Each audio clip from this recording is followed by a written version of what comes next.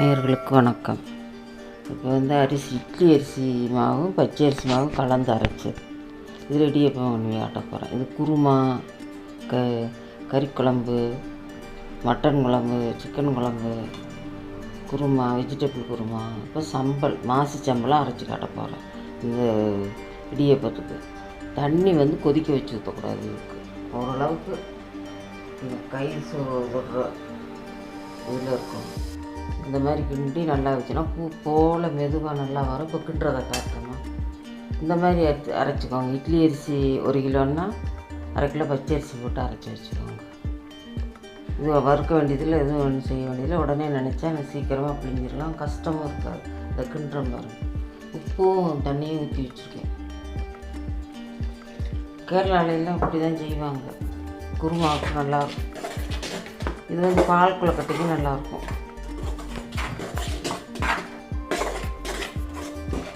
இந்த மாவு தண்ணி வச்சுருக்கேன். ரொம்ப கொதிச்சு ஊற்றினா ரொம்ப பிசு பிசுப்பு தண்ணி ஆகிரும். கரெக்டான மெத்தடில் ஊற்றி கிண்டோம்னா தான் இடியப்பம் நல்லா வரும். ஓரளவுக்கு அதிக சூடு இருக்கக்கூடாது.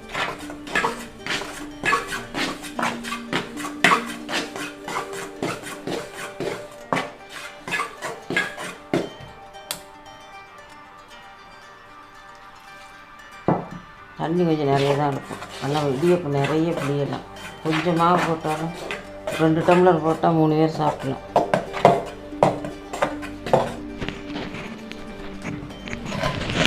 சூடு பொறுக்கிறதுல இருந்தால் இப்படி கையை வச்சு நல்லா பிசைஞ்சு நல்லா அழுத்தமாக பிணைஞ்சு எடுத்துக்க வேண்டியதான்.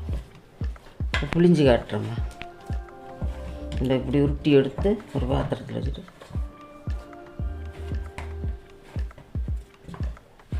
சப்பாத்தி மாவு மாதிரி பிணைஞ்சி அந்த சட்டியில் எடுத்து வச்சுக்க வேண்டியது.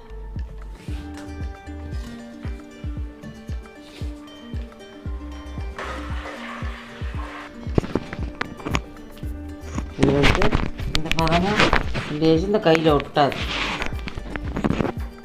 புளிஞ்சி இட்லி சட்டியில் கொண்டு வைக்க போகிறேன் அடுப்பில். அழகாக வரும்.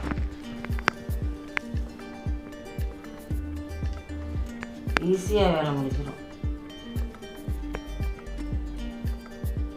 சொதி வச்சும் சாப்பிடலாம். இப்போ வேக வச்சு எடுத்து காட்டுறோமா.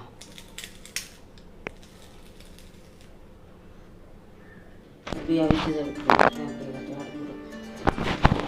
இட்லி சட்டி ஆவியில் வேக வச்சு எடுத்து வச்சுட்டேன். இந்த பாருங்கள், நல்லா சாப்பிட்டார். குழம்பு, சால்னா, எது வேணாலும், மட்டன் குழம்பு. உங்களுக்கு இன்னும் சாப்பிட்டா வேணும்னா தண்ணியை கொதிக்க வச்சு ஊற்றிக்கோங்க. கடையில் இருக்கிறதெல்லாம் இப்படி தான் இருக்கும் பாருங்கள். ஆளுக்கு 4 சாப்பிட்டாலும் போதும். நீட்டாக நல்லாயிருக்கும். இப்போ இதுக்கு வந்து சம்பல் அரைச்சி காட்டப்போம். மாசி சம்பல். மாசி வந்து பொடி பண்ணி வச்சுருக்கேன் வறுத்து. தேங்காய் சில்லு எடுத்து போட்டிருக்கேன். நல்லா 10 வத்தல் சாரமாக.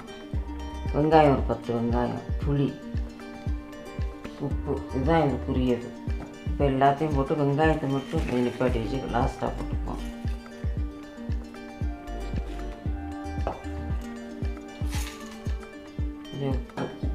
இது வந்து அதிகமாக போட வேண்டாம். ஒரு டேஸ்ட்டுக்காக வேண்டி ஒரு 1/2 டீஸ்பூன் வரும், அவ்வளோதான். ரொம்ப வேண்டாம். ஒருத்தருக்கு சேராது. 1/2 டீஸ்பூன் மட்டும் போட்டால் டேஸ்ட்டு நல்லாயிருக்கும். எல்லாத்துக்கும் எடுத்துக்கலாம். ரொம்ப போடலை. இந்த வெங்காயம் மட்டும் போட்டார். இந்த அரைச்சிட்டு வர வத்தலும் இது மிளகாய் மட்டும் எண்ணெயில் வறுத்தெடுத்தேன். இப்போ வெங்காயத்தையும் போட போகிறேன். நல்லா இவ்வளோ வெங்காயம் போடலாம், டேஸ்ட்டாக தான் இருக்கும். இப்போ போட்டு அரைச்சிட்டு வந்துடுறேன். இந்த தூள் சம்பல் மாதிரி அரைச்சிட்டேன். இது சம்பல், மாசி சம்பல். இது வச்சு சாப்பிட்லாம். குருமா வச்சு சாப்பிட்லாம், குழம்பு வச்சும் சாப்பிட்லாம், சாம்பார் வச்சும் சாப்பிட்லாம். எல்லாம் வச்சு சாப்பிட்லாம். இன்னொன்று, இது வந்து காய் எதுவும் வதக்கணும்னா கொஞ்சோண்டு இப்படி போட்டு தூவி வதக்கலாம். முட்டைக்கோஸ் வதக்கினாலும் சரி. உங்களுக்கு அந்த வாசம் பிடிச்சவங்க இது போட்டு வச்சுக்கலாம். வெந்தய குழம்பு, கத்திரிக்காய் குழம்பு, இதில் எல்லாம் போட்டுக்கலாம். கொஞ்சம் கொஞ்சம் எடுத்து போட்டுக்கலாம். இதை வச்சு யூஸ் பண்ணிக்கலாம். இது சின்ன பொடி பொடியாகவும் இருக்கும், கட்டையாகவும் இருக்கும். பொடியாக இருக்க நல்லா வறுத்து எடுத்து தட்டிட்டு வறுத்து மிக்சியில் போட்டு அரைச்சோம்னா இந்த மாதிரி பொடியாக வந்துடும். பொடியாக வந்த விட்டு தான் இப்படி அரைச்சி சாப்பிடணும். உங்களுக்கு இன்றைக்கி இடியப்பம், இந்த இடியப்பமும் இந்த சம்பளம் போட்டு அடுத்த ரெசிபியோடு இன்னும் நல்ல ரெசிபியோடு சந்திக்கிறேன்.